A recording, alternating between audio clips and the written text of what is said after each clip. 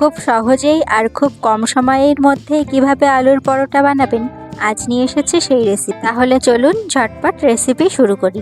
প্রথমেই এখানে একটা মিক্সিং বোল নিয়ে নিয়েছি। এবার এটার মধ্যে দিয়ে দিচ্ছি 1 বাটি আটা আর দেব 1 বাটি ময়দা। এটা আপনারা শুধুমাত্র আটা বা শুধুমাত্র ময়দা দিয়েও করতে পারেন। এবার আমি এখানে দিয়ে দিচ্ছি 1/4 টিস্পুন নুন আর দেব 2 টিস্পুন সাদা তেল। এগুলো দিয়ে আটা আর ময়দার মিশ্রণটাকে খুব ভালোভাবে ময়াম দিয়ে নিতে হবে। হাত দিয়ে মেশাতে মেশাতে যখন আটা আর ময়দার মিশ্রণ মুঠোর মধ্যে চলে আসবে তখন বুঝতে হবে ময়াম দেওয়া হয়ে গেছে। এবার এখানে কুসুম গরম জল দিয়ে আটা আর ময়দাটাকে ভালোভাবে মেখে একটা ডো বানিয়ে নেব। এখানে ডোটা খুব বেশি শক্তও হবে না আবার খুব বেশি নরমও হবে না। আমরা যেরকম লুচির জন্য ডো বানিয়ে থাকি সেরকম একটা ডো তৈরি করে নিতে হবে। আমার এখানে ডোটা তৈরি করা হয়ে গেছে। এবার এই পর্যায়ে আমি এটা 30 মিনিটের জন্য একটু রেস্টে রাখবো।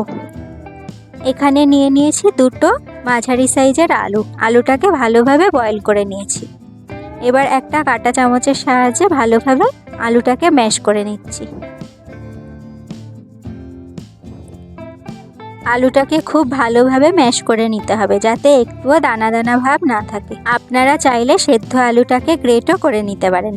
এবার আমি এখানে দিয়ে দিচ্ছি স্বাদ মতো বিট নুন। এবার দিয়ে দিচ্ছি ভাজা মশলা। ভাজা মশলার মধ্যে ধনে আর গোটা জিরে আর 2টো শুকনো লঙ্কা দিয়ে আমি ড্রাই রোস্ট করে রেখেছিলাম। তারপর দিয়ে দিয়েছি কাঁচা লঙ্কা কুচি আর দিয়েছি 1 টিস্পুন সর্ষের তেল।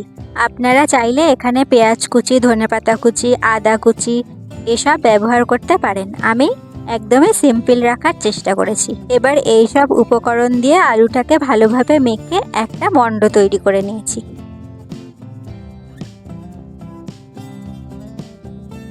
আলুটাকে এবার একপাশে সরিয়ে রেখে ময়দার ঢাকনাটা খুলে নিচ্ছি। এবার ময়দাটাকে হাত দিয়ে আরও কিছুক্ষণ মথে নিতে হবে। কিছুক্ষণ মথে নেওয়ার পর এর থেকে আমি আরও ছোট ছোট 6টা মণ্ড তৈরি করে নিয়েছি। এবার এখান থেকে একটা মণ্ড নিয়ে আলুর পুরটা ঢোকানোর জন্য হাত দিয়ে চেপে চেপে একটা বাটির মতন তৈরি করে নেব। খেয়াল রাখবেন মাঝখানটা একদম চাপবেন না, ধারের অংশগুলোকে চেপে চেপে তৈরি করে নেবেন। মাঝখানের অংশ চাপলে পুর বেরিয়ে যাওয়ার সম্ভাবনা থাকে। আমার এটা বানানো হয়ে গেছে। এবার আমি ওই মেখে রাখা আলু থেকে কিছুটা পরিমাণ আলু দিয়ে আটার মুখটা খুব ভালো করে সিল করে দেব। এই কাজটা খুব সাবধানে করতে হবে। দেখতে হবে কোথাও যেন একটুও ফাঁকা না থাকে।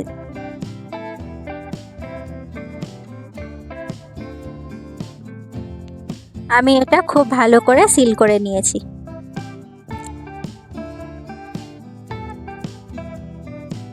এবার সামান্য আটার গুঁড়ো দিয়ে এটা একটা রুটির শেপে বানিয়ে নিতে হবে।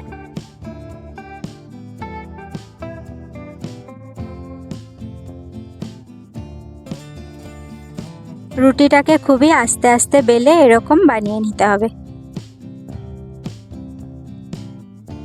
দেখতেই পাচ্ছেন আমার কোনো জায়গা থেকে একটুও পুর বাইরে বেরিয়ে আসেনি। আর এরকম থিকনেসের রাখতে হবে। এবার এখানে একটা লোহার চাটু বসিয়ে দিয়েছি। আপনারা চাইলে যে কোনো তাওয়া বা প্যানে এটা ভেজে নিতে পারেন। প্রথমে আমি পরোটাটাকে তেল ছাড়াই একটু ভেজে নেব।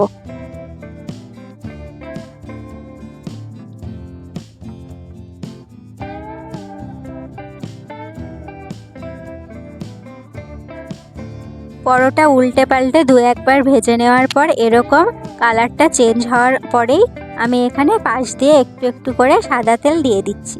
আপনারা চাইলে এখানে মাখন বা ঘিয়েও ভাজতে পারেন।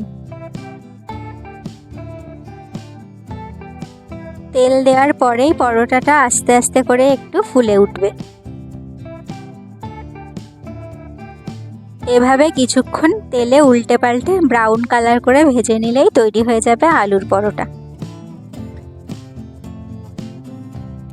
আমার এখানে এটা হয়ে গেছে। এবার নামিয়ে নিচ্ছি। এভাবে করেই আমি বাকিগুলোও বানিয়ে নিয়েছি। তাহলে দেখলেন তো কত সহজেই তৈরি হয়ে গেল আলুর পরোটা। আপনারাও অবশ্যই এইভাবে একবার ট্রাই করে দেখবেন, খেতে কিন্তু অসাধারণ হয়।